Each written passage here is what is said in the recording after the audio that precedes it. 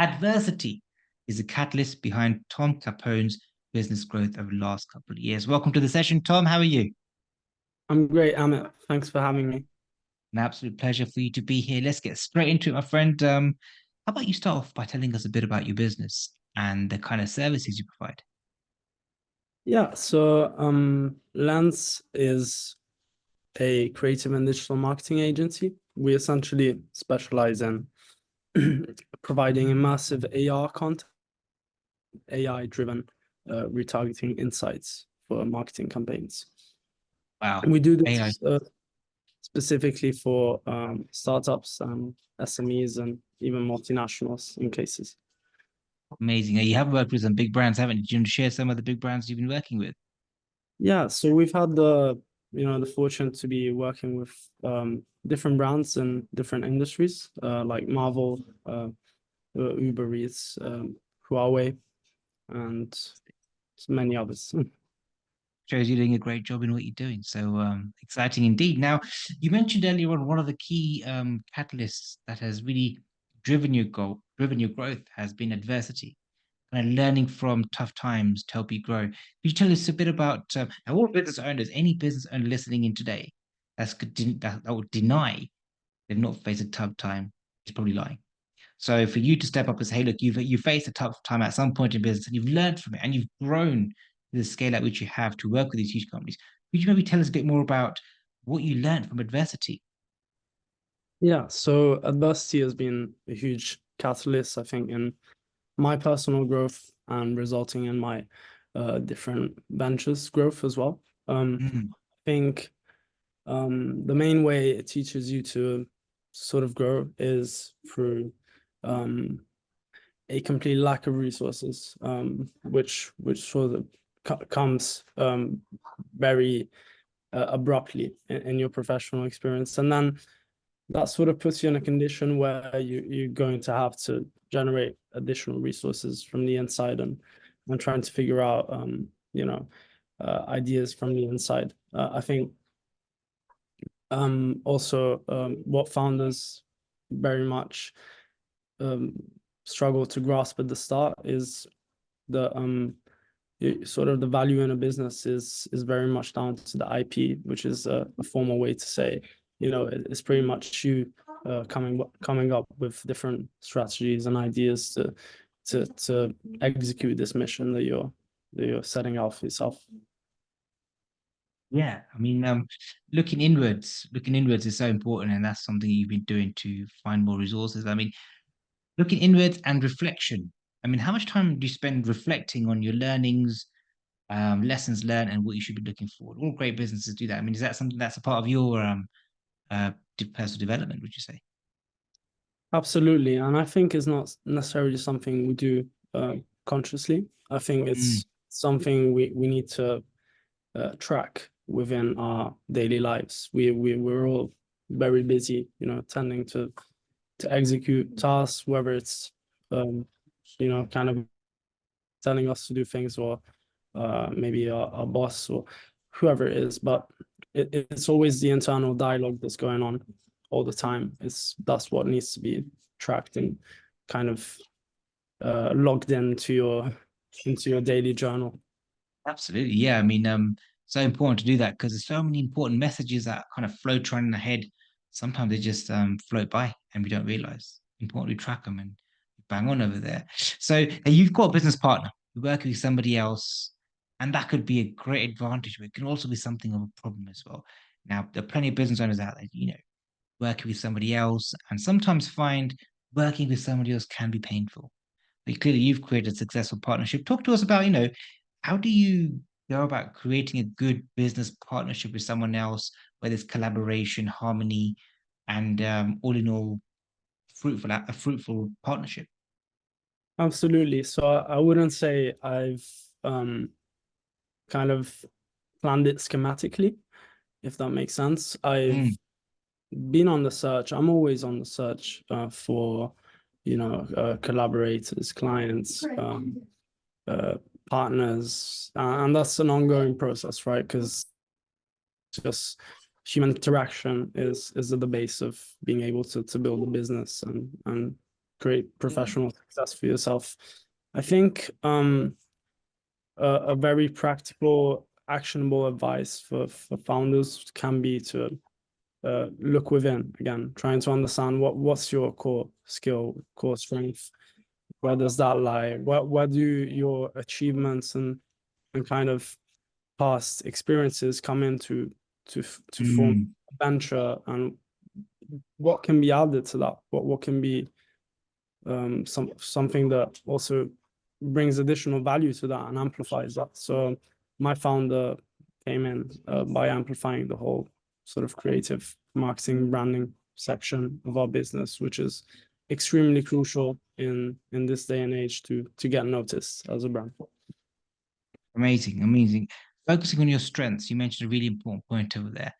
Um, a lot of business owners don't do that, isn't it? They often just look at or focus on neither of it, or are not really conscious of their strengths. I mean, as a company, how important is that for you to really focus on your strengths?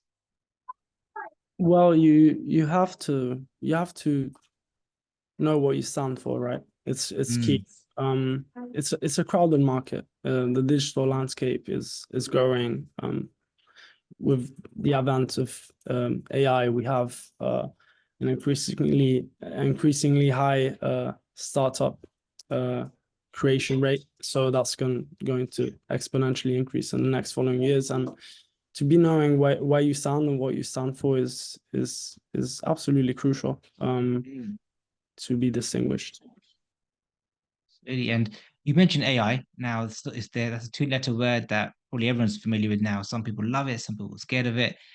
Um, as a kind of a marketing firm, um, what advice would you give to people around AI and how they can probably use it for their businesses? Well, what I can ahead and say is that the way we are leveraging it as um, as a medium to high marketing firm in London, which is with San Francisco, is the most cutting edge city, coming up with the best AI updates and features. So it's to make sure that companies are observing how behavioral consumer data sets are treated. So what we're doing is trying to get as granular as possible into behavioral consumer insights to provide businesses with actionable data to hyper-personalized campaigns. So the idea behind that is to fundamentally remove all the fog and all the uninterested material that a customer doesn't want to see, hyper-personalizing an experience just to them, always being aware of GDPR and making sure you're compliant within doing that. Sticking within the rules, it's got to be, it's all going to be done within the rules, hasn't it? Makes Yes, it sense. Now looking ahead for the rest of the year, we've got another 9 months left, Q2, Q3, and Q4. I mean, as a marketing organization, what do you foresee are your top three challenges? Now, let's park aside all the external things that you can't influence, like state of the economy, political climate, all that kind of stuff, which you can't really do anything about. Looking at your business, what would you say are the top three things you've got to be wary of um, as a bit of self-reflection for you and your business, would you say? Yeah, so you're absolutely right. You can't really control the other things, but what I can say is we're really focusing on um researching how the software marketing tech space is developing. I Mm, fundamentally believe that again with um this sort of increasing um development in AI, things will shift from an agency perspective and business model. I think it's important for agencies to start understanding that it's pretty much 50-50 between being a marketing expert nowadays and being a tech expert at the same time. You need to be able to know how these technologies are unfolding and allowing you to optimize processes within your company. So what we're doing at the current moment is exploring options to build a software product platform, and is going to be an AI marketing consultant avatar. So that's what we're exploring at the current moment without being too Mm. without spoiling too much. No, of course, makes sense. Um, but what are the challenges you think your business could face? So one is embracing this technology and growing with it. Anything else? Yeah, I think definitely costs in content production have substantially decreased. It is completely democratized and out there for photo picture production. So carousels are pretty much sorted from that sense.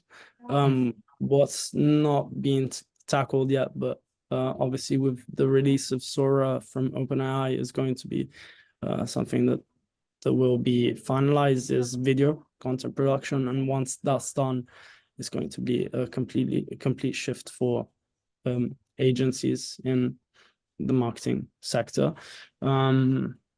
So again, a restructuring of cost models is going to be needed because clients will not necessarily be wanting to pay the same price as they were 3 years ago, 2 years ago, or even 1 year ago.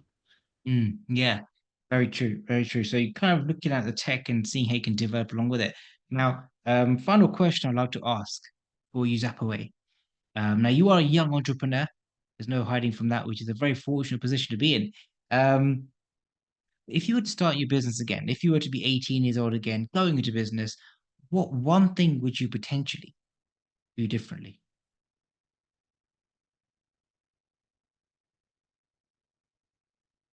Um, I think it's crucial to understand your path and not what other people are intending for you um, as the best path possible.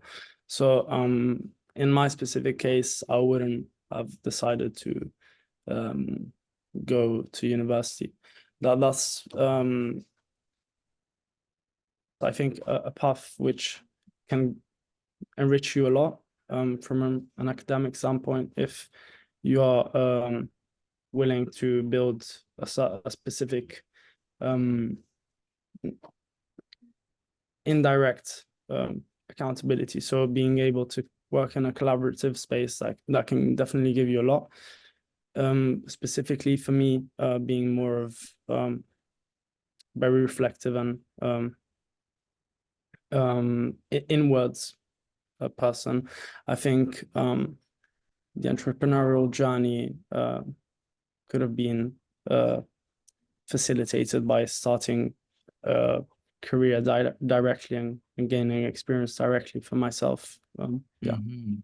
Amazing, amazing piece of information you're sharing there, or insight rather, is to kind of follow your own path and not imitate others because what could be right for others may not be right for you. What I can say is that today's been a right old good session with you. Thank you very much for sharing some really good insights and your experiences so abundantly and openly. I'm pretty sure all the listeners out there today are going to have a good time learning something new. Once again, Tom, thank you for your time. Hopefully, our paths cross again in the future. And until then, have a wonderful afternoon. Yeah, cheers, mate. Thank you. Cheers, Amit.